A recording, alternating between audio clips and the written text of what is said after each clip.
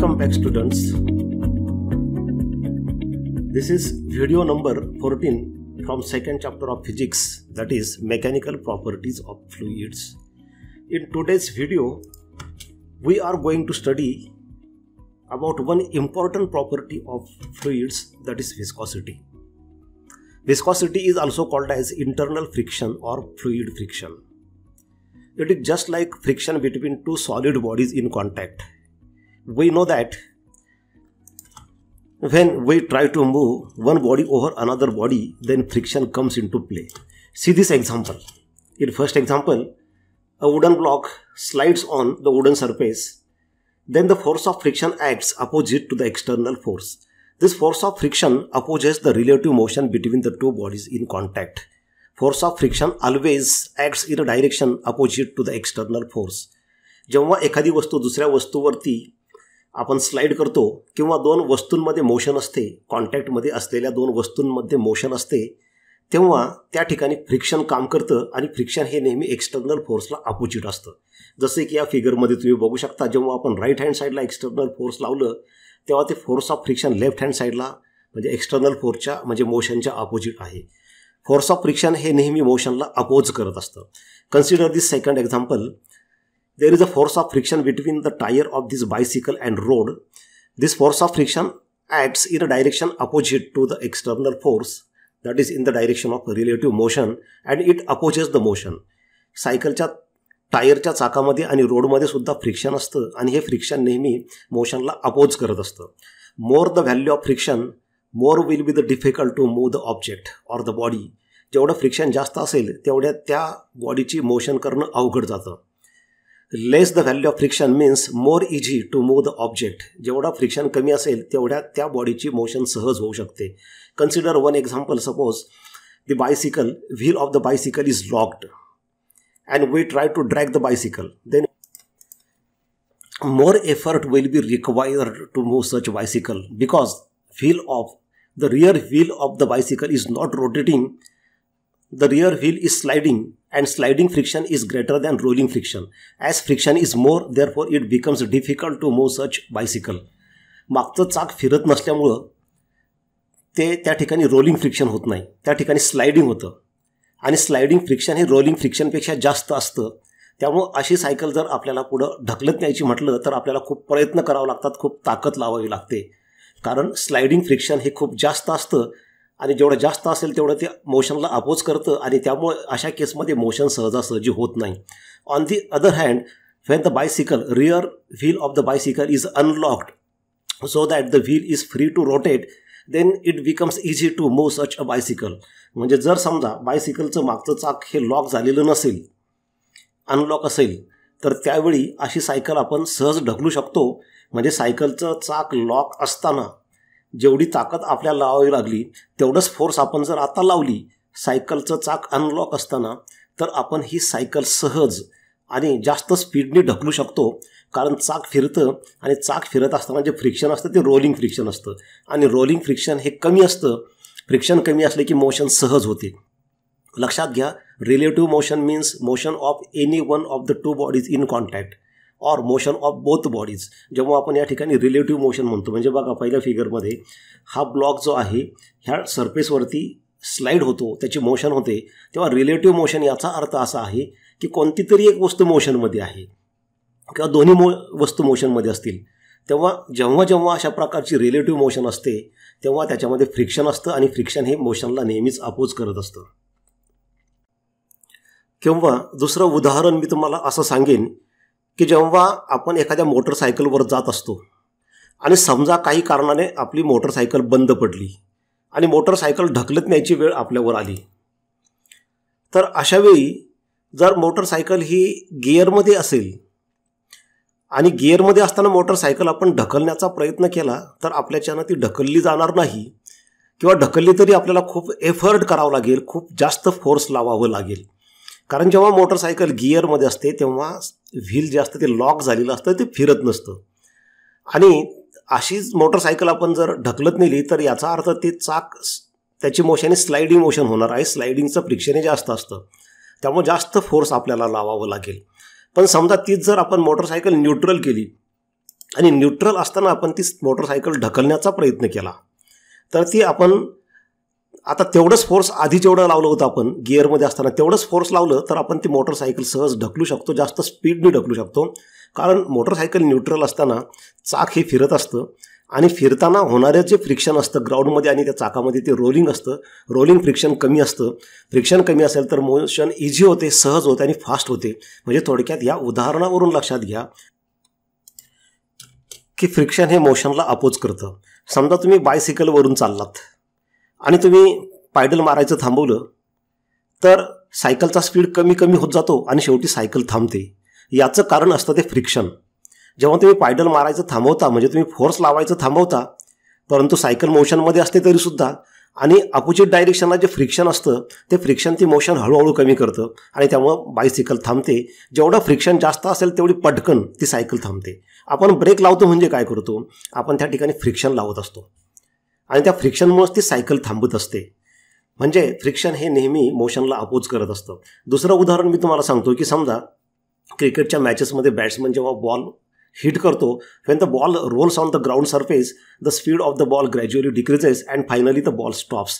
This is also because of friction. हे फ्रिक्शनच असतं की त्या बॉलची मोशन कमी करतं. आणि म्हणजे याच्यावरून आपल्या एक लक्षात आलं की फ्रिक्शन जेवढं कमी असेल तेवढी मोशन इझी होते आणि फ्रिक्शन जेवढं जास्त असेल तेवढी मोशन इझी होत नाही. आणि हेच कारण आहे की बघा इथं सुटकेस असेल किंवा टेबल असेल त्याला खाली व्हील्स प्रोव्हाइड केलेले असतात. जर समजा सुटकेसला व्हील लावलेले नसतील आणि असे सुटकेस घेऊन आपण रेल्वे स्टेशनवरच्या प्लॅटफॉर्मवरती ओढत चाललो तर ती सुटकेस ओढायला आपल्याला जास्त एनर्जी खर्च करावी लागते, जास्त एफर्ट करावा लागतो. कारण जेव्हा ह्याला व्हील नसतात तेव्हा जे फ्रिक्शन असतं ते स्लायडिंग फ्रिक्शन असतं आणि स्लायडिंग फ्रिक्शन हे जास्त असतं त्यामुळे मोशन इझी होत नाही. पण जेव्हा त्याला व्हील बसवलेले असतात, व्हील बसवल्यानंतर ती रोलिंग मोशन होते. Rolling friction is less and therefore motion is easy. म्हणजे थोडक्यात लक्षात घ्या की फ्रिक्शन हे मोशनला अपोज करायचं काम करतं आणि विस्कॉसिटीसुद्धा हे फ्रिक्शनच आहे. But that is the friction in fluids. Therefore, it is called as viscosity is called as internal friction or fluid friction. म्हणजे ज्या पद्धतीने सॉलिडमध्ये फ्रिक्शन असतं त्याच पद्धतीने लिक्विडमध्ये फ्रिक्शन असतं. That is called as fluid friction or internal friction or viscosity. Whenever the fluid is in motion, then different particles or molecules of the fluid oppose the motion of neighboring particles or molecules. That is called as the internal friction or fluid friction. म्हणजे जेव्हा fluid हे मोशनमध्ये असतं म्हणजे एखाद्या पाईपमधून ते वाहत असतं तेव्हा त्याची मोशन होते तेव्हा त्या फ्लुइडचे वेगवेगळे जे मॉलिक्युल्स असतात किंवा वेगवेगळे जे पार्टिकल्स असतात ते आपल्या शेजारच्या पार्टिकलच्या मोशनला अपोज करतात, मागं ओढण्याचा प्रयत्न करतात. उदाहरणार्थ समजा एखाद्या भांड्यामधून whenever we try to pour water or fluid from bottle in another vessel, then there is a motion of that fluid. Then in that motion different particles oppose the motion of neighboring particles. Different molecules of the fluid oppose the motion of different molecules. That is called as viscosity.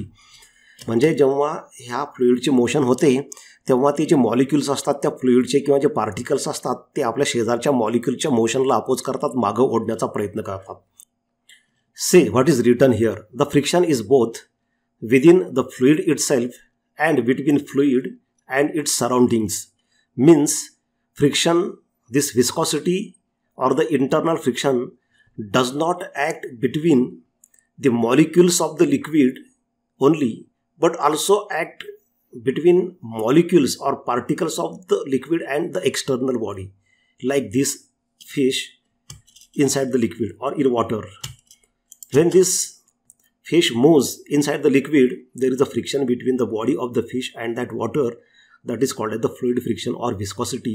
जेव्हा मासा पाण्यामध्ये पोहत असतो तेव्हा पोहताना त्या फिशची जी body आहे ती बॉडी आणि वॉटर याच्यामध्ये जे फ्रिक्शन घडतं दॅट इज विस्कॉसिटी. म्हणजे विस्कॉसिटी फक्त लिक्विडचे मॉलिक्युल्स आपसात त्यांच्यामध्येच नसतं तर लिक्विडमध्ये आणि बाहेरची एखादी बॉडी त्याच्यामध्ये पण असतं. जेव्हा आपण पाण्यामध्ये पोहण्याचा प्रयत्न करत असतो तेव्हा आपली बॉडी आणि पाणी याच्यामध्ये जे फ्रिक्शन असतं त्यालासुद्धा विस्कॉसिटी म्हणतात. एरोप्लेन जेव्हा हवेमधून जात असतं तेव्हा हवेचं आणि त्या एरोप्लेनच्या बॉडीचं जे फ्रिक्शन होतं that is also called as व्हिस्कॉसिटी.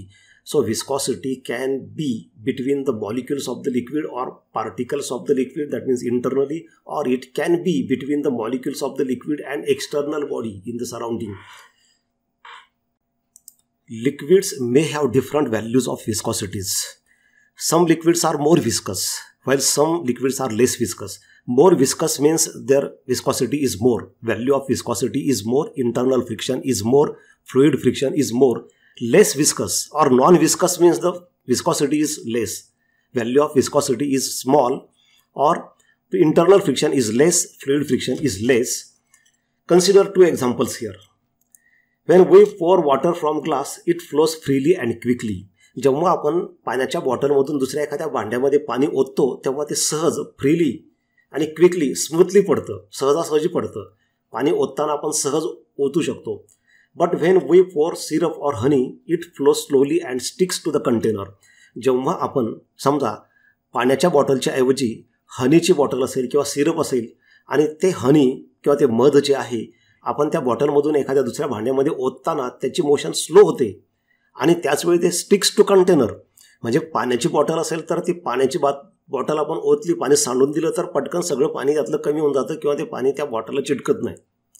पण जर समजा त्याच ठिकाणी मधाची बॉटल असेल आणि ती मधाची बॉटल आपण पूर्णपणे मध जर दुसऱ्या भांड्यामध्ये ओतलं तर ते सगळं काढता येत नाही, त्यातलं काही मध हे बॉटलला चिकट होतं. इथं बघा एक व्हिडिओ आहे. पहिल्या ठिकाणी आपल्याला दिसत आहे की या दुसऱ्या वाटीमध्ये हनी मध घेतलेलं आहे आणि आपण या ठिकाणी जेव्हा ते दुसऱ्या म्हणजे स्पूननी समजा आपण त्याला ओतण्याचा प्रयत्न करतो किंवा ते काढण्याचा प्रयत्न करतो तेव्हा ते मोशन इझी होत नाही बघा. दुसऱ्या ठिकाणी वॉटर आहे पहा. आता वॉटर आपण जर त्या स्पूननी घेतलं आणि ओतलं तर पटकन पडतं खाली आणि त्या स्पूनला चिकटत पण नाही ते. पण याच ठिकाणी ते हनी असेल तर ते बघा त्याची मोशन इझी होत नाही कारण याच्यामध्ये इंटरनल फ्रिक्शन जास्त आहे. Viscosity of honey is more than that of water. That's why it happens. The difference is due to fluid friction. Different fluids have different values of friction, viscosity. The friction is both within the fluid itself and between fluid and its surroundings. म्हणजे मगाशी मी तुम्हाला सांगितलं की fluid friction जे असतं, viscosity जे असते ते फ्लुइडच्या आतल्या आत असतेच. म्हणजे फ्लुइडचे वेगवेगळे पार्टिकल्स आणि मॉलिक्युल्स एकमेकांच्या मोशनला अपोज करत असतातच, पण त्याचवेळी ते फ्लुइड आणि एक्सटर्नल बॉडी म्हणजे स्विमर किंवा फिश किंवा एरोप्लेन फ्लाईंग थ्रू एअर म्हणजे हवेमध्ये आणि त्या एरोप्लेनमध्ये ते फ्रिक्शन असतं. Consider this vessel containing viscous liquid. Suppose an object like spherical steel ball is dropped in the vessel. When this steel ball moves in a downward direction, fluid will oppose the motion of this ball. This is called as viscosity or internal friction or fluid friction. Due to that, it will take some more time to reach the bottom. More the viscosity, more will be the time taken by this steel ball to move to the bottom. जेवढी viscosity जास्त असेल तेवढा resistance जास्त असेल, opposition जास्त असेल आणि तेवढा ह्या स्टील बॉलला खाली जायला वेळ लागेल. समजा पहा आता या इथं तुम्ही बघू शकता की हा स्टील बॉल खाली जाताना त्याला एक फोर्स, इंटरनल फोर्स असतो, त्याला म्हणतात विस्कॉसिटी. हाच स्टील बॉल जर आपण हवेमध्ये टाकला असता तर तिथं ते पटकन खाली पडला असता, कारण हवेमध्ये विस्कॉसिटी कमी असते.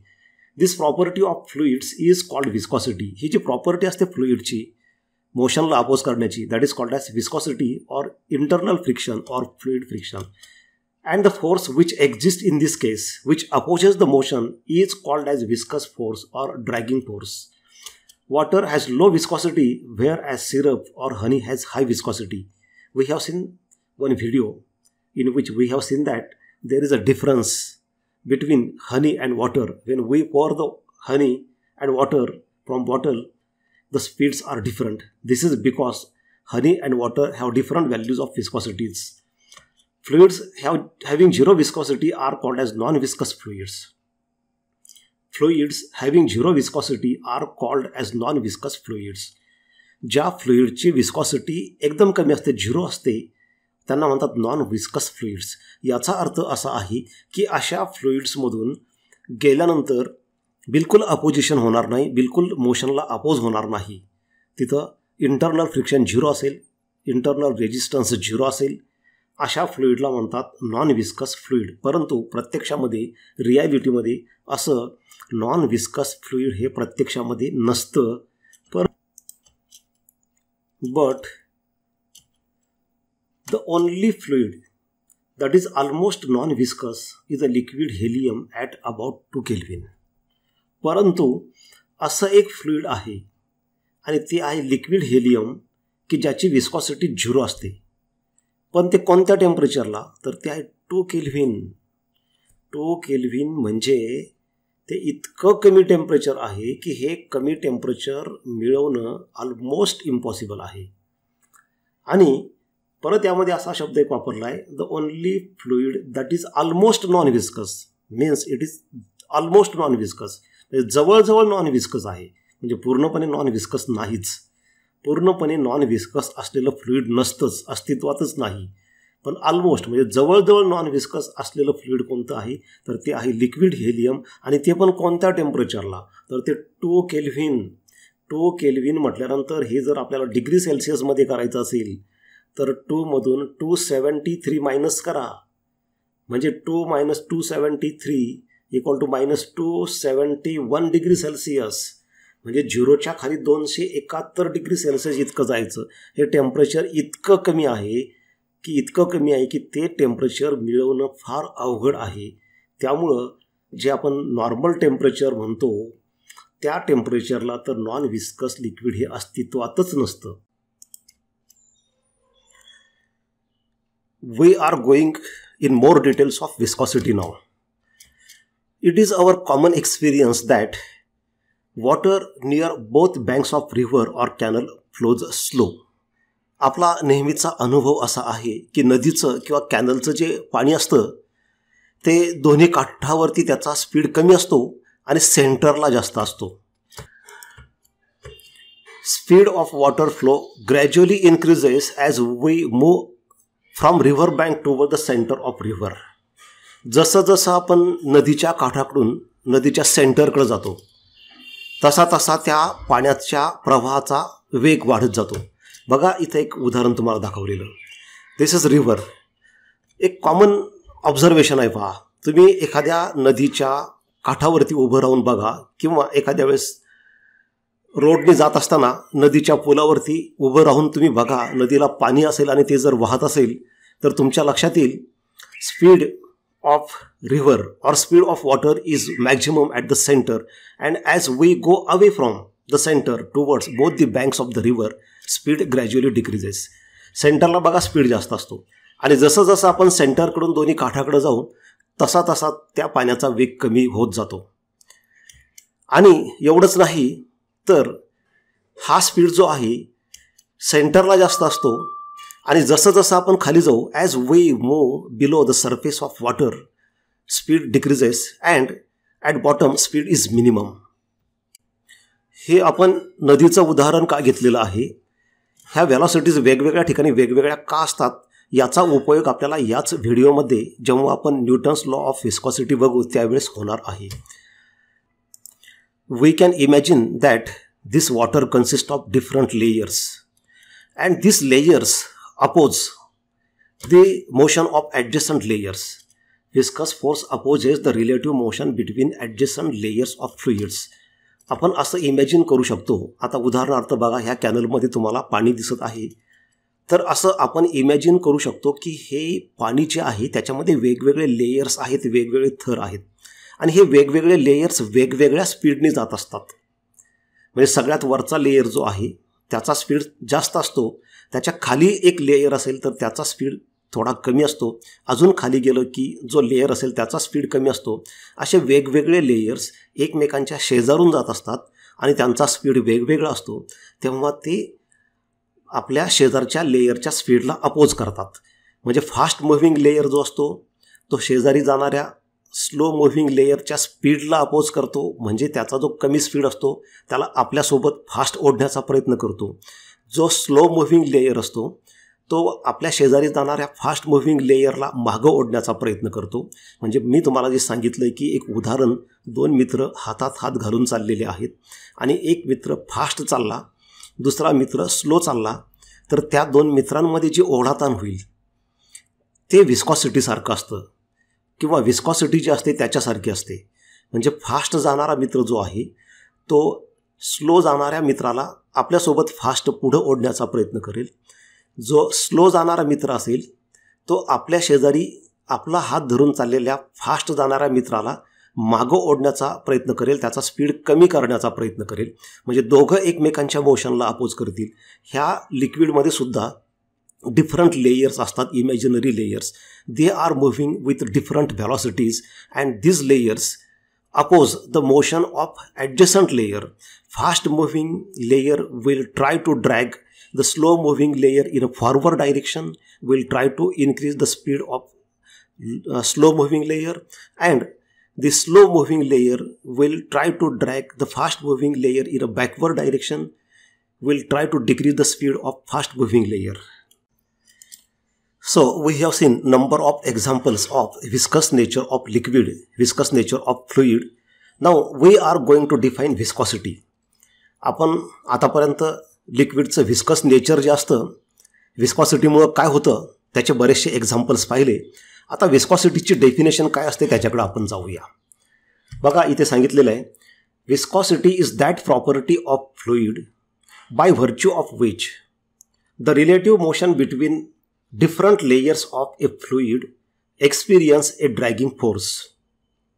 विस्कॉसिटी एक अशी प्रॉपर्टी आहे की ज्याच्यामुळं काय होतं, बाय व्हर्च्यू ऑफ विच म्हणजे त्या प्रॉपर्टीच्या गुणामुळं काय होतं, त्या प्रॉपर्टीमुळं काय होतं, the relative motion between different layers of fluid experience A dragging force. Relative motion म्हणजे काय, तर आपण याआधी पाहिलं आहे की जे लिक्विडचा फ्लो असतो त्याच्यामध्ये डिफरंट लेयर्स असतात, काल्पनिक लेयर्स असतात. तर हे लेयर्स वेगवेगळ्या व्हेलॉसिटीने जात असतात. म्हणजे एक लेयर 10 मीटर पर सेकंडच्या स्पीडने जात असेल तर त्याच्या शेजारचा नेबरिंग लेयर 8 मीटर पर सेकंडच्या स्पीडने जात असेल तर त्यांच्यामध्ये व्हेलॉसिटीमध्ये डिफरंट असते, म्हणजे रिलेटिव्ह मोशन असते. तेव्हा ते एकमेकांना ड्रॅग करायचा प्रयत्न करतात. हे जे फोर्स असतं त्याला म्हणतात विस्कॉसिटी किंवा विस्कस फोर्स किंवा ड्रॅगिंग फोर्स. ड्रॅग करायचा प्रयत्न करतात म्हणजे फास्ट मुव्हिंग लेयर जे असेल ते स्लो मुव्हिंग लेयरला आपल्यासोबत ओढण्याचा प्रयत्न करेल आणि स्लो मुव्हिंग लेयर जे असेल ते फास्ट मुव्हिंग लेयरला आपल्या व्हेलॉसिटीनं यावं यासाठी प्रयत्न करेल. म्हणजे दोन्ही एकमेकांच्या मोशनला अपोज करतील. That is viscosity. Viscosity is called as fluid friction. म्हणजे विस्कॉसिटी जे असतं ते फ्लुइडमधलं फ्रिक्शन आहे. जसं सॉलिडमध्ये फ्रिक्शन असतं तसं fluids includes both liquids and gases. So viscosity is called as a fluid friction and the force due to viscosity is called the viscous force or viscous drag. याला fluid friction किंवा internal friction म्हणतात. आणि जे force असतं viscous force त्याला म्हणतात viscous drag.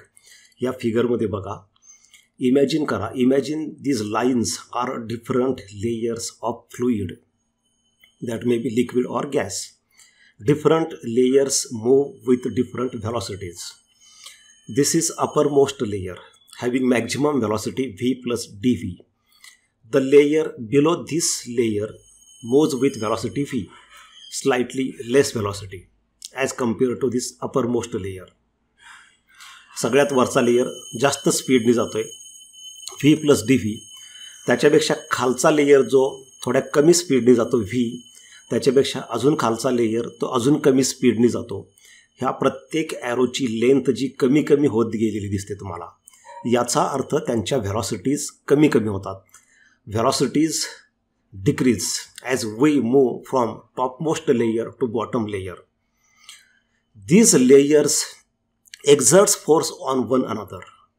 This fast moving layer, uppermost layer, will try to pull this second layer in a forward direction.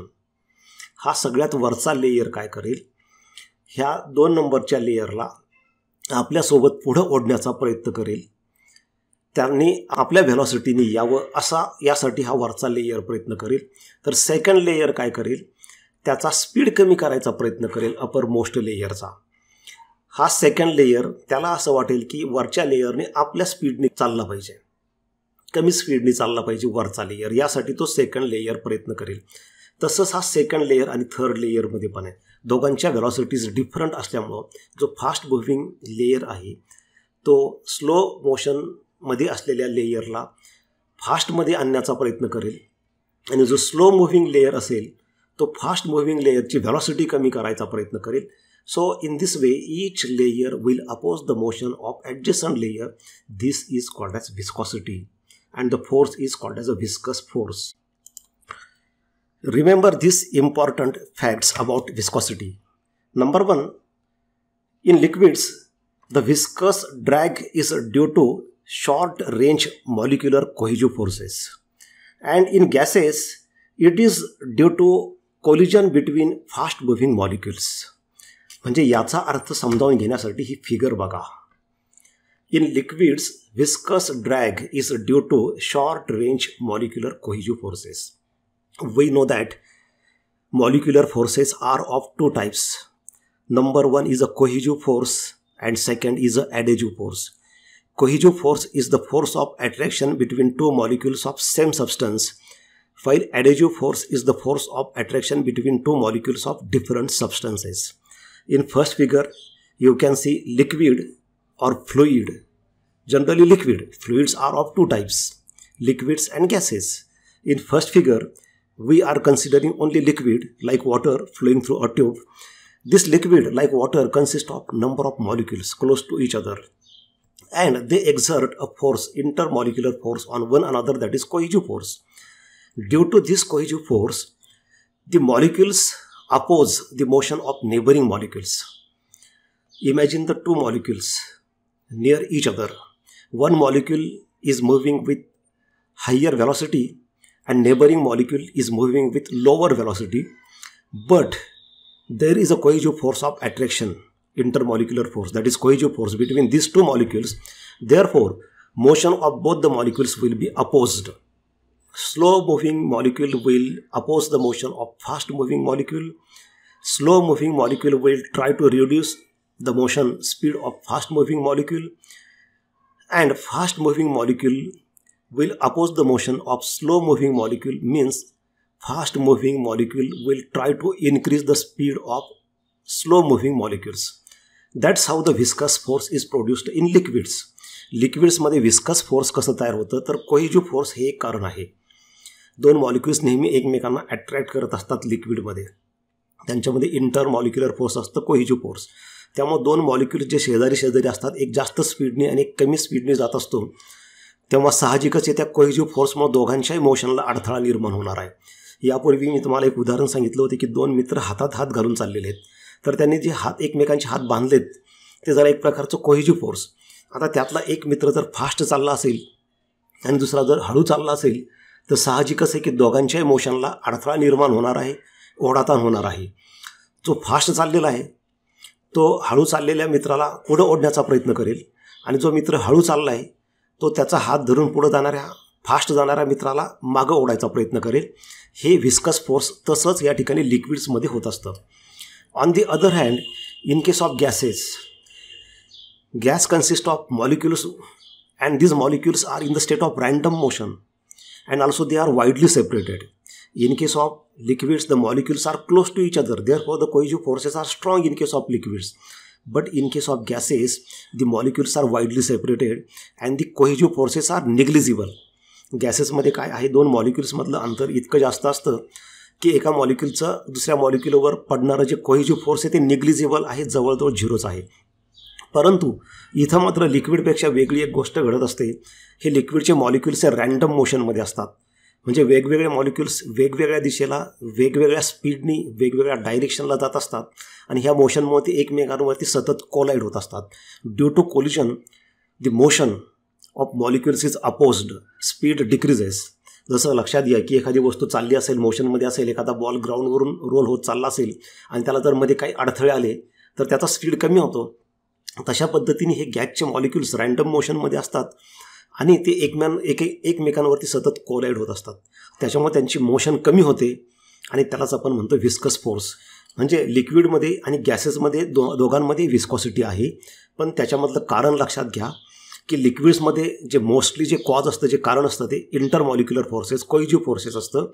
आणि गॅसेसमध्ये जे असतं ते असतं collisions between fast moving molecules. In both liquids and gases, as long as the relative velocity between the layers is small, the viscous drag is proportional to the relative velocity. Friends, remember, relative velocity means difference between two velocities. Relative velocity म्हणजे काय ती concept एकदा clear करून घ्या.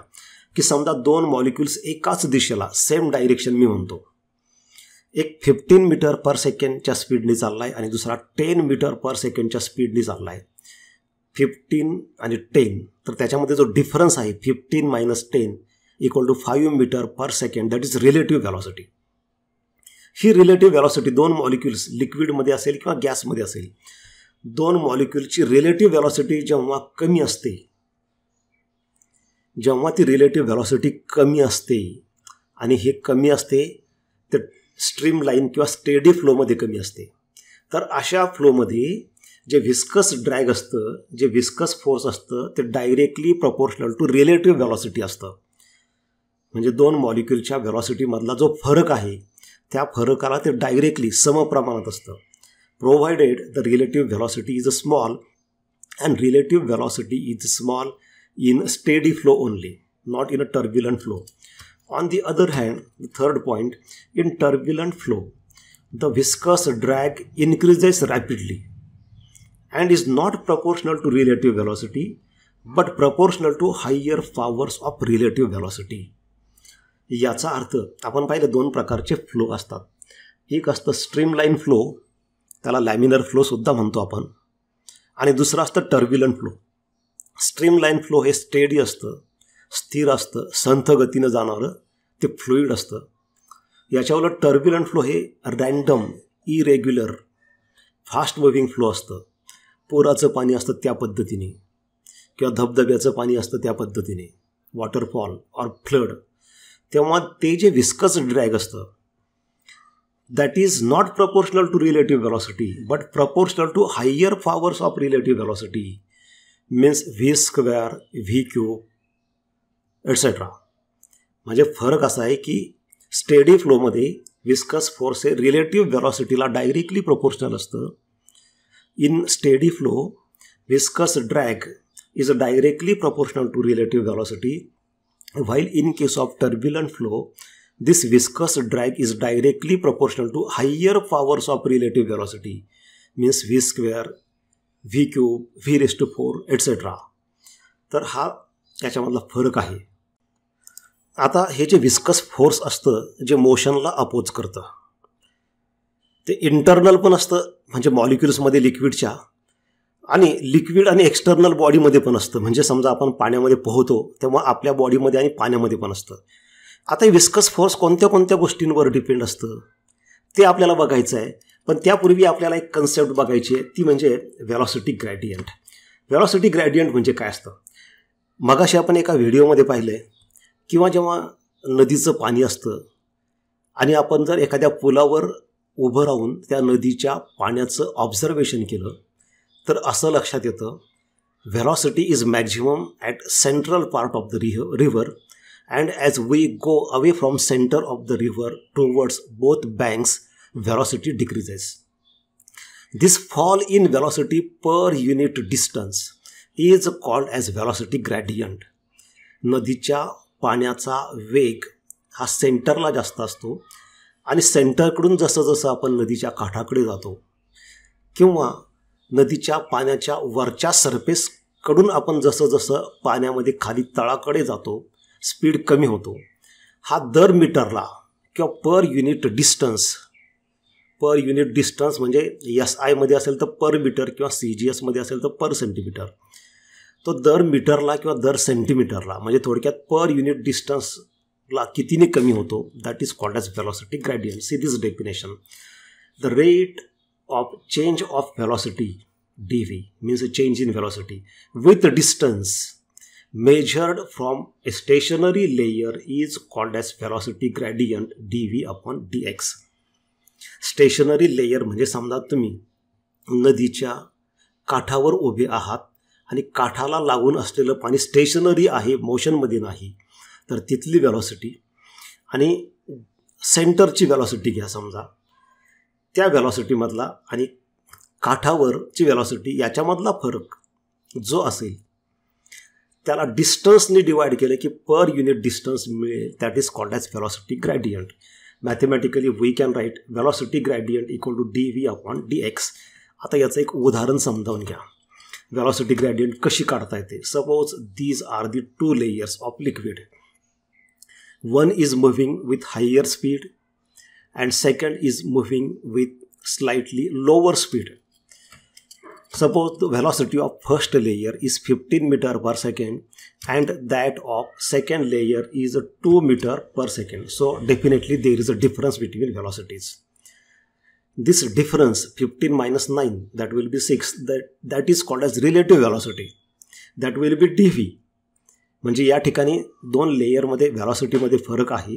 एकाची 15 आहे, दुसऱ्याची 9 आहे. फरक येतो 6, म्हणजे dvची व्हॅल्यू झाली 6. पण हे डिस्टन्स किती आहे तेही महत्त्वाचं आहे. Velocity gradient is rate of change of velocity per unit distance. म्हणजे याला डिस्टन्स, आता समजा हे dx 3 मीटर आहे, तर ही व्हेलॉसिटी 15ची 9 झाली, म्हणजे 6ने कमी झाली. पण 3 मीटरला कमी झाली, तर त्याच्यावरून 1 मीटरला किती कमी होते त्याला म्हणतात व्हेलॉसिटी ग्रॅडियंट. मग व्हेलॉसिटी ग्रॅडियंट आपल्याला अशी काढता येईल dv upon dx. dv means change in velocity 15 minus 9, or you can write v1 minus v2.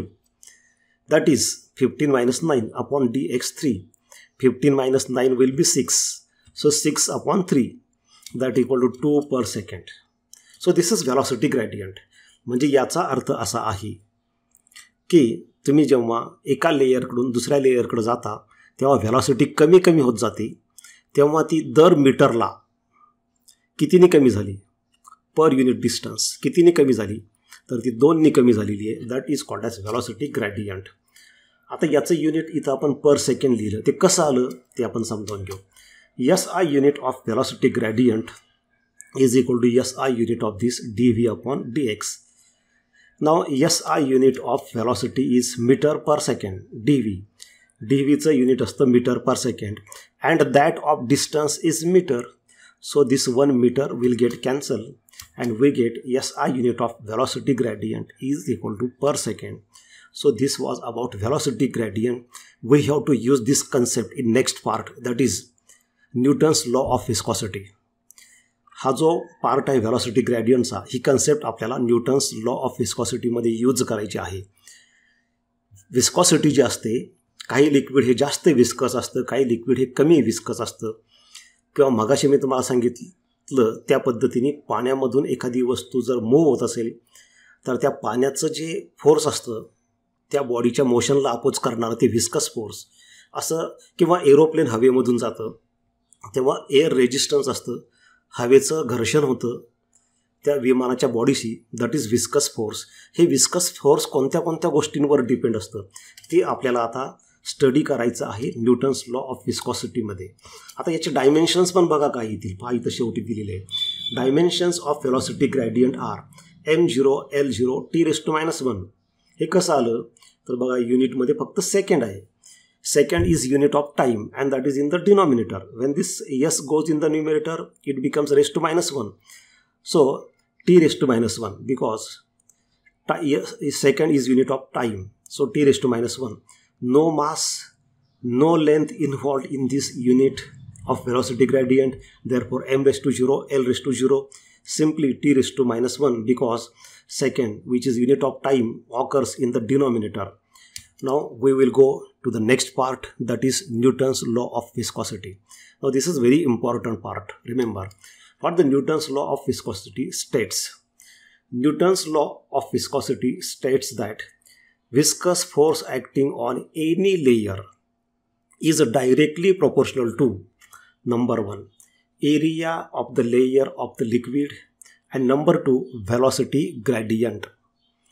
म्हणजे एखाद्या बॉडीवरती किंवा लिक्विडमध्ये 2 लेयर्स एकमेकांवरती जे व्हिस्कस फोर्स अप्लाय करतात किंवा लिक्विडमधून एखादी बॉडी जात असेल सॉलिड बॉडी, तर त्या सॉलिड बॉडीवरती ते लिक्विड जे व्हिस्कस फोर्स एक्झर्ट करतं ते दोन गोष्टींवर डिपेंड असतं.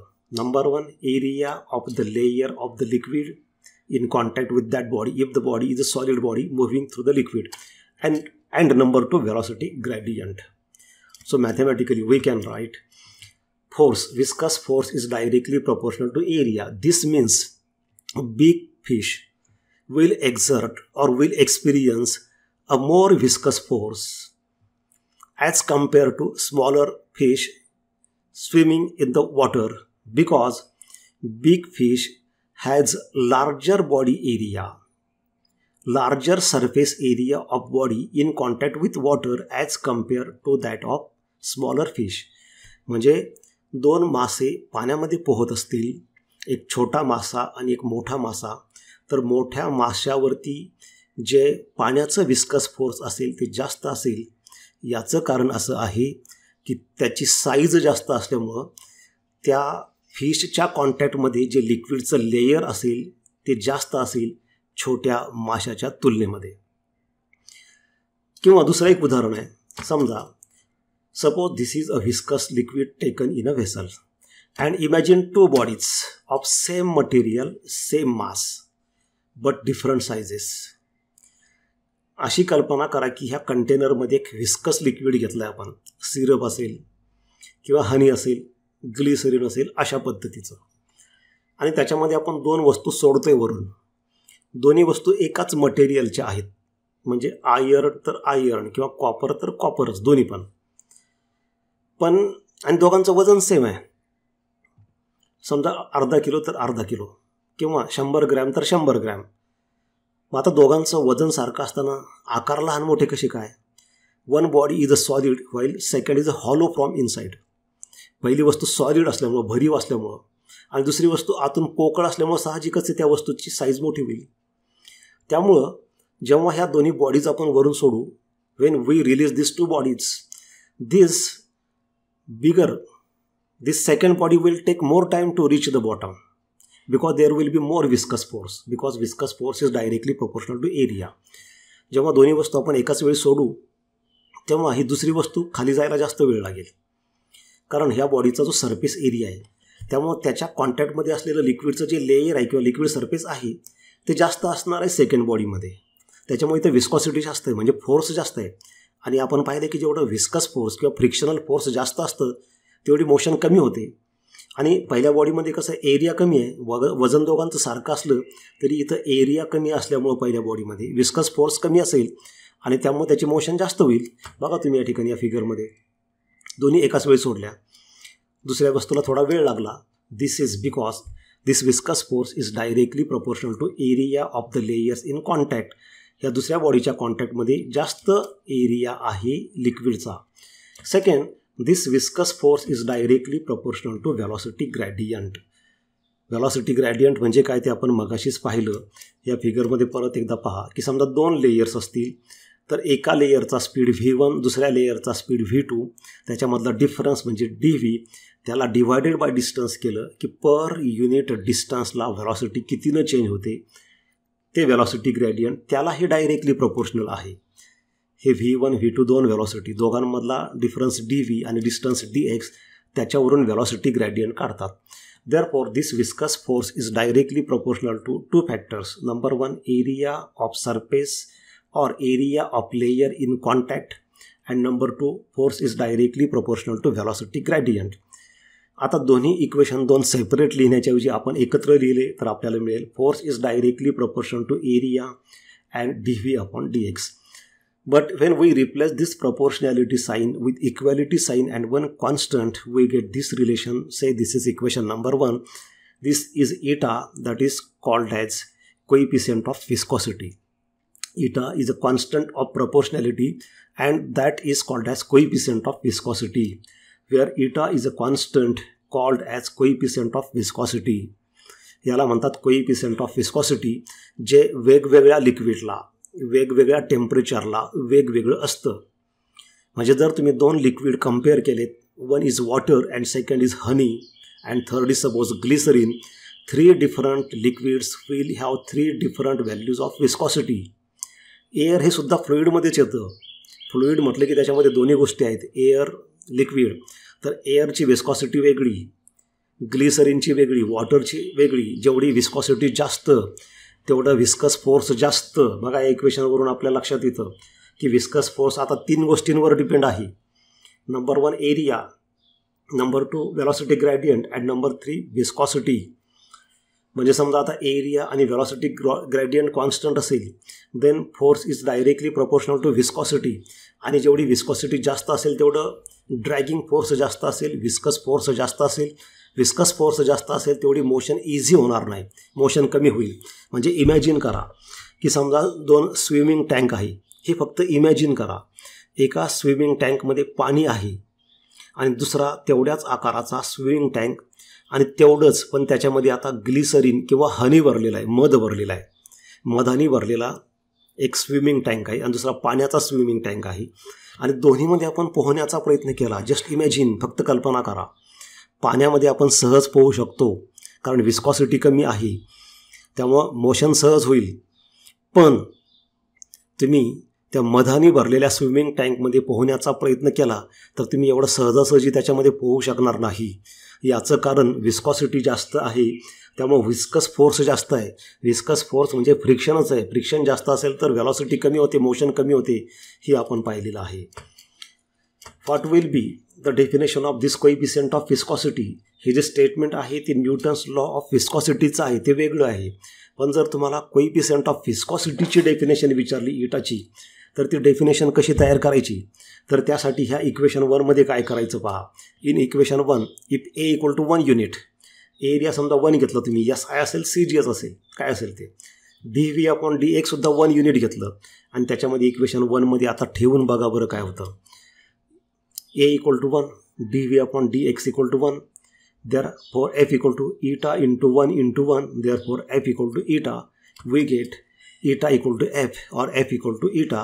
Therefore, from this we can define coefficient of viscosity. How? See, this coefficient of viscosity, eta, is nothing but viscous force acting on unit area when velocity gradient is unit. कारण आपल्याला बघा eta equal to F हे कधी मिळालं, जेव्हा A equal to 1 आणि dV upon dx equal to 1 हे ठेवलं तेव्हा हे इक्वेशन मिळालेलं आहे आपल्याला. म्हणजे या 2 कंडिशन झाल्या आहेत eta इक्वल टू फोर्स होण्यासाठी. आणि मग त्याच्यावर डेफिनेशन कशी तयार होते बघा इथं खाली. Thus coefficient of viscosity is defined as viscous force per unit area because we have taken A equal to 1, 1 means unit, per unit velocity gradient because velocity gradient is also unit means 1.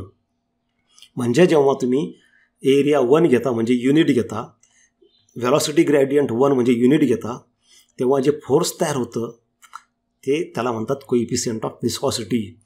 Once again see the definition.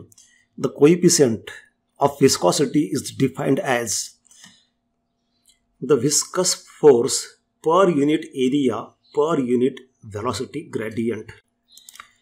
What will be SI and CGS unit of viscosity and relation between SI and CGS unit of viscosity? We have seen this formula. This is formula for viscous force given by Newton's law of viscosity. F equal to eta A dV by dx. Eta is coefficient of viscosity. A is area of layer of liquid. dV upon dx is velocity gradient. Remember this A is area of liquid or area of layer of liquid, that is not area of cross section.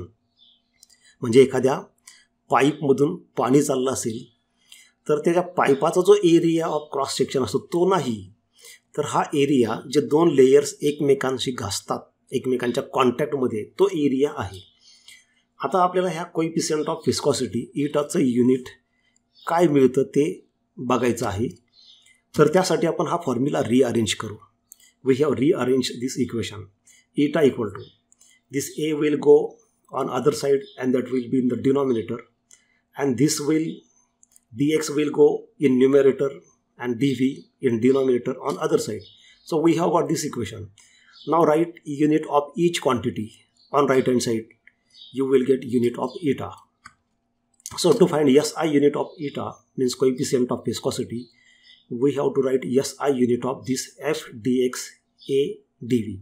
Means we have to write SI unit of each quantity. 4 quantities. force, dx, area and dv. So we know SI unit of force is Newton, SI unit of distance is meter, SI unit of area is meter square, and that of velocity dv is meter per second. Cancel the common terms. This second, that is denominator of denominator, that becomes numerator, and we get SI unit of viscosity eta equal to Newton second per meter square. To find CGS unit, just replace this Newton by dyne, because CGS unit of force is dyne.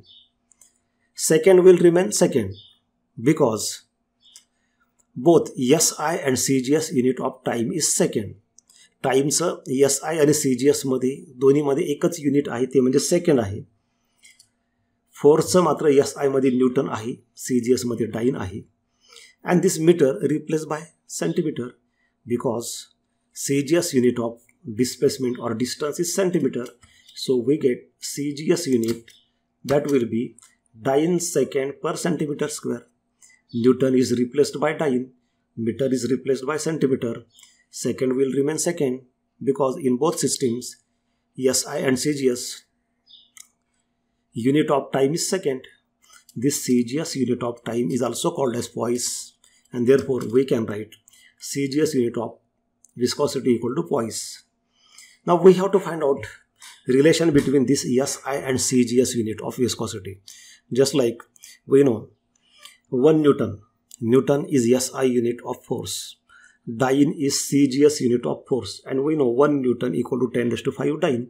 That is relation between SI and CGS unit of force. We know 1 meter equal to 100 centimeter. That is relation between SI and CGS unit of distance. 1 kilogram equal to 1000 gram. Similarly, there is a relation between SI unit and CGS unit of viscosity, and that we have to find here. We know SI unit of viscosity is Newton second per meter square.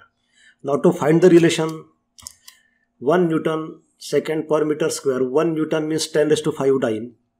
Second, because time has same unit in SI and CGS system. 1 meter means 100 means 10 raised to 2 centimeter, bracket square. इथं आपल्याला ब्रॅकेटचा square घ्यावा लागेल, फक्त सेंटीमीटरचा नाही, 10 raised to 2 चा पण square घ्यावा लागेल. आता हे सोडवा. पुढची स्टेप आपल्याला अशी मिळते 10 raised to 2 त्याचा square 10 raised to 4 centimetre square. आता 10 raised to 5 upon 10 raised to 4 we get 10, because 10 raised to 5 upon 10 raised to 4 means 5 minus 4. So we get 10 dyne second per centimeter square, but this dyne second per centimeter square is poise. Therefore 1 Newton second per meter square equal to 10 poise. This is relation between SI and CGS unit of viscosity. Now we have to see the microscopic view of viscosity. Microscopic view म्हणजे जेव्हा हे fluid मोशनमध्ये असतं तेव्हा त्या फ्लुइडचे particles, molecules यांच्यामध्ये नेमकं कोणतं force नेमकं घडतं काय ते आपल्याला या ठिकाणी बघायचं आहे. For that purpose consider fluid flowing between two plates y and x. Plate y is uppermost plate while plate x is lowermost plate. दोन प्लेटच्या मध्ये फ्लुइड मोशन मध्ये आहे असं इमॅजिन करा. We can imagine that this flow of liquid is divided into number of layers, and velocity of different layers is different. It decreases as we move from top to bottom. The velocity of layer in contact with plate y will be maximum, while velocity of the layer in contact with the plate x will be minimum, and velocity of each layer will go on decreasing as we move from this upper plate y to the lower plate x. Imagine 3 layers between these 2 plates, A, second plate B, and third plate C. Naturally, velocity of particles and molecules in layer C will be more than velocities of particles and molecules in layer B and A. Suppose average velocity of all molecules in layer B is V. Actually, layer consists of large number of molecules. This large number of molecules are moving with different velocities, but their average will have some value. Suppose that average velocity is V. This average value is actually less than the velocities of these gas molecules. Suppose average velocity of all molecules in layer C is V plus dV, because in layer C velocity is more than velocity of molecules in layer B, and in layer A suppose velocity of molecules is V minus dV. म्हणजे ह्या 3 लेयरमध्ये अशा 3 प्रकारच्या velocities आहेत. C layer जो आहे या 3 लेयरमध्ये सगळ्यात वरचा तो आहे, त्याच्यामध्ये velocity V plus D V आहे. त्याच्या खाली बी आहे, थोडी कमी झाली व्ही. त्याच्या खाली अजून गेल्यानंतर V मायनस डी व्ही झाली. When this layers or molecules are moving in different layers, some molecules enter from one layer to another layer. For example, suppose the molecules from C enters in molecule B. C मधून B मध्ये काही molecules गेल्यानंतर नेमकं घडतं काय? C मधून आलेले जे मॉलिक्युल्स असतात त्यांची व्हेलॉसिटी जास्त असते आणि आधीच B मध्ये जे मॉलिक्युल्स आहेत त्यांची व्हेलॉसिटी थोडी कमी असते. म्हणजे जास्त व्हेलॉसिटीचे आलेले मॉलिक्युल्स हे आधीचे जे कमी व्हेलॉसिटीनं चाललेले मॉलिक्युल्स आहेत त्यांचा स्पीड वाढवतात, थोडासा वाढवतात. त्यामुळे मोमेंटम वाढतं. Because we know momentum equal to mass into velocity. Mass तर कॉन्स्टंट असतं, पण सी मधून आलेले मॉलिक्युल्स, जास्त स्पीडने आलेले मॉलिक्युल्स बी मधल्या मॉलिक्युलची थोडी व्हेलॉसिटी वाढवतात, त्यामुळे त्यांचं मोमेंटम वाढतं. याच्या उलट समजा बी मधून काही मॉलिक्युल्स वरच्या लेयरमध्ये सी मध्ये गेले, तर बी मधून जाणारे मॉलिक्युल्स हे कमी स्पीडने जाणारे असतात, सी मधले मॉलिक्युल्स हे फास्ट जाणारे असतात. त्यांच्यातल्या इंटरॅक्शनमुळं जे फास्ट मोशनमध्ये असलेले मॉलिक्युल्स आहेत त्यांचा स्पीड कमी करतात हे मॉलिक्युल्स बी मधून आलेले. त्यामुळे त्यांचं मोमेंटम कमी होतं. मोमेंटम म्हणजे मास इंटू व्हेलॉसिटी. म्हणजे ह्या मॉलिक्युलची व्हेलॉसिटी कमी करण्याचं काम कोण करतं, तर बी मधून आलेले मॉलिक्युल्स. त्याच्यामुळं व्हेलॉसिटी कमी म्हणजे मोमेंटम कमी. आणि बी मधल्या मॉलिक्युलचं मोमेंटम वाढवायचं काम कोण करतं, तर सी मधून आलेले मॉलिक्युल्स. म्हणजे थोडक्यात काय होतं, मॉलिक्युल जेव्हा एका लेयरमधून दुसऱ्या लेयरमध्ये जातात तेव्हा ट्रान्सफर ऑफ मोमेंटम होतं. वरून आलेले मॉलिक्युल्स खालच्या लेयरचं मोमेंटम वाढवायचा प्रयत्न करतात, खालून वरच्या लेयरमधले गेलेले मॉलिक्युल्स मोमेंटम कमी करतात. म्हणजे एका लेयरचं मोमेंटम जेवढं कमी होईल तेवढ्याने दुसऱ्या लेयरचं मोमेंटम वाढेल. अशा पद्धतीने हे ट्रान्सफर ऑफ मोमेंटम फर्स्ट आणि सेकंड लेयरमध्ये घडतं, सेकंड आणि थर्ड लेयरमध्ये घडतं. असं ह्या 2 प्लेट्समध्ये अनेक लेयर्स आहेत. आता सगळ्यात जास्त स्पीड कोणाचा असतो, तर सगळ्यात वरच्या लेयरचा जे वायच्या कॉन्टॅक्टमध्ये आहे, त्यामुळे सगळ्यात जास्त मोमेंटम त्यांच्याकडं आहे. आणि सगळ्यात कमी स्पीड कोणाचा असतो, मोमेंटम कमी कोणाचं असतं, तर जे लेयर एक्सच्या कॉन्टॅक्टमध्ये आहे.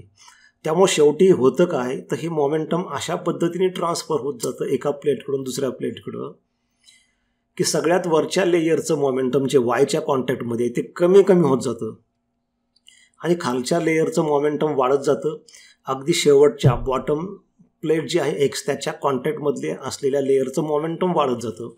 आणि एक वेळ अशी येते की हे वायच्या कॉन्टॅक्टमध्ये असलेल्या लेयरचं मोमेंटम आणि एक्सच्या कॉन्टॅक्टमध्ये असलेल्या लेयरचं मोमेंटम इक्वल होतं. म्हणजे याचा अर्थ त्यांची व्हेलॉसिटी पण सेम होते. मोमेंटम सेम म्हणजे व्हेलॉसिटी सेम, कारण मास कॉन्स्टंट आहे. व्हेलॉसिटी सेम म्हणजे समजा वरच्या लेयर, टॉप मोस्ट लेयरचे मॉलिक्युल्स 10 मीटर पर सेकंडने जात असतील, तर शेवटी फायनली जेव्हा मोमेंटम ट्रान्सफर होईल तेव्हा एक्सच्या कॉन्टॅक्टमध्ये असलेल्या लेयरचा स्पीडसुद्धा 10 मीटर पर सेकंड असेल. So 10 minus 10 means 0. Relative velocity becomes 0. Relative velocity of layers in contact with plate Y will be 0 with respect to velocity of this layers in contact with X. याचा अर्थ सुरुवातीला काय होतं की वायच्या कॉन्टॅक्टमध्ये असलेलं layer fast जात होतं, एक्सच्या कॉन्टॅक्टमध्ये असलेलं लेयर स्लो जात होतं. पण हे मोमेंटम अशा पद्धतीने ट्रान्सफर होईल की शेवटी सगळ्यांचं मोमेंटम सेम होईल आणि व्हेलॉसिटी पण सेम होईल. म्हणजे व्हेलॉसिटीमधला डिफरन्स म्हणजे रिलेटिव्ह व्हेलॉसिटी 0 होईल. आता हे जे मी तुम्हाला एक्सप्लेन केलं ते इथं शॉर्टमध्ये सांगितलेलं आहे. काय म्हटलंय पहा, when molecules enter from fast moving layers to slow moving layers they transfer momentum from fast moving layers to slow moving momentum. Transfer करतात ते मोमेंटम वरच्या लेअरकडून खालच्या लेअरकडं, कारण वरचे लेयर्स हे फास्ट मुव्हिंग लेयर्स असतात. Second, the overall result is transfer of momentum from plate Y to plate X. याचा सगळ्यात शेवटी याचा रिझल्ट काय होतो तर सगळ्यात जास्त मोमेंटम प्लेट वायकडं असतं आणि सगळ्यात कमी एक्सकडं असतं. ते वायकडचं एक्सकडं ट्रान्सफर होत जातं. आणि third, transfer of momentum will stop when relative velocity of Y becomes 0 with respect to X. Relative velocity 0 होणार म्हणजे ते थांबणार नाही, तर वायची व्हेलॉसिटी आणि एक्सची व्हेलॉसिटी सारखी होईल. आधी वायची व्हेलॉसिटी जास्त होती, एक्सची कमी होती, पण जेव्हा दोन्ही सारख्या होतील तेव्हा दोन व्हेलॉसिटीमधला डिफरन्स म्हणजे रिलेटिव्ह व्हेलॉसिटी ती 0 होईल, डिफरन्स 0 होईल, असा त्याचा अर्थ आहे. Fourth, in liquids momentum transfer also takes place due to cohesive forces between different layers. याच्यामध्ये हे मॉलिक्युल्स एका लेअरमधून दुसऱ्या लेअरमध्ये गेल्यामुळे हे घडतं, मी तुम्हाला एक्सप्लेन केलं. पण लिक्विडमध्ये अजून एक कारण आहे की मॉलिक्युल्स एका लेअरमधून दुसऱ्या लेअरमध्ये न जाता सुद्धा हे मोमेंटम ट्रान्सफर घडतं, म्हणजे स्पीड एक्सचेंज घडतं, स्पीड कमी जास्त होणं घडतं. कसं तर सी मधले मॉलिक्युल फास्टमध्ये चाललेले आहेत, बीपेक्षा जास्त स्पीडने चाललेले आहेत. आता हे मॉलिक्युल्स ट्रान्सफर जरी नाही झाले लिक्विडमध्ये तरी सी मधले मॉलिक्युल्स आणि बी मध्ये मॉलिक्युल्स यांच्यामध्ये कोहिजिव्ह फोर्स असतं. कारण ॲक्च्युली आपण फिगरमध्ये जरी इथं ह्या दोन लेयरमध्ये एवढा गॅप दाखवलेला असला तरी एवढा गॅप तो नसतो, ते क्लोज असतात, त्यांच्यामध्ये कोहिजिव्ह फोर्स असतं. त्यामुळे ते एकमेकांच्या मोशनला अपोज करतात. जो फास्ट जाणारा आहे तो स्लो जाणाऱ्याचा स्पीड वाढवायचा प्रयत्न करतो म्हणजे त्याचं मोमेंटम वाढवतो. जो स्लो जाणारा आहे तो फास्ट जाणाऱ्याला मागं ओढायचा प्रयत्न करतो, म्हणजे त्याचा स्पीड कमी करायचा प्रयत्न करतो, म्हणजे मोमेंटम कमी करतो. म्हणजे एकाचं मोमेंटम कमी होतं, दुसऱ्याचं मोमेंटम वाढतं. तर हे मोमेंटम ट्रान्सफर दोन प्रकारे घडतं. एक, molecules enter from one layer to another layer, and second, without entering from one layer to another layer due to cohesive forces. We have seen that viscosity is different for different fluids, but actually it is also different for same liquid at different temperatures, because when temperature changes, viscosity of the fluid changes. So in this last part we have to see the effect of temperature on viscosity. Viscosity वरती टेम्परेचरचा effect कसा होतो खूप डिटेलमध्ये नाही, फक्त काही उदाहरणं आपल्याला बघायचं आहे की वेगवेगळ्या फ्लुइडची विस्कॉसिटी वेगवेगळ्या टेम्परेचरला किती असते आणि ती कमी होते का वाढते, थोडक्यात आपल्याला या ठिकाणी बघायचं आहे. Coefficient of viscosity of A fluid changes with change in its temperature. जेव्हा टेम्परेचर बदलतं तेव्हा विस्कॉसिटी बदलते. आता चेंज होणं बदलणं म्हणजे दोन प्रकार, आयदर इन्क्रीज ऑर डिक्रीज. मग इन्क्रीज होते का डिक्रीज होते, तर दोन प्रकार आहेत. For most liquids the coefficient of viscosity decreases with increase in their temperature. बहुतांशी लिक्विडमध्ये, बहुतांशी लिक्विडमध्ये coefficient of velocity decreases with increase in temperature. Temperature वाढलं की विस्कॉसिटी कमी होते.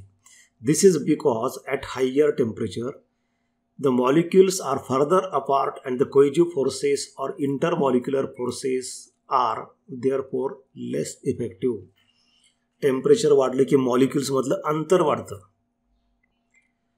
अंतर वाढलं की त्यांच्यातलं कोहेजिव्ह फोर्स कमी होतं. आणि आपल्याला माहिती आहे की लिक्विड्समध्ये हे एक कारण आहे कोहेजिव्ह फोर्स विस्कॉसिटीचं. आता ते कोहेजिव्ह फोर्सेसच कमी झाले तर विस्कॉसिटी कमी होणार आहे. त्यामुळे मोस्ट ऑफ द लिक्विड्समध्ये जेव्हा टेम्परेचर इन्क्रीज होतं तेव्हा कोइफिशियंट ऑफ विस्कॉसिटी डिक्रीज होतं, कारण कोहिजिव्ह फोर्सेस डिक्रीज होतात. कोहिजिव्ह फोर्सेस डिक्रीज होण्याचं कारण त्या मॉलिक्युल्समधलं अंतर वाढतं. जास्त अंतर जेवढं जास्त असेल तेवढे कोहिजिव्ह फोर्सेस कमी असतात.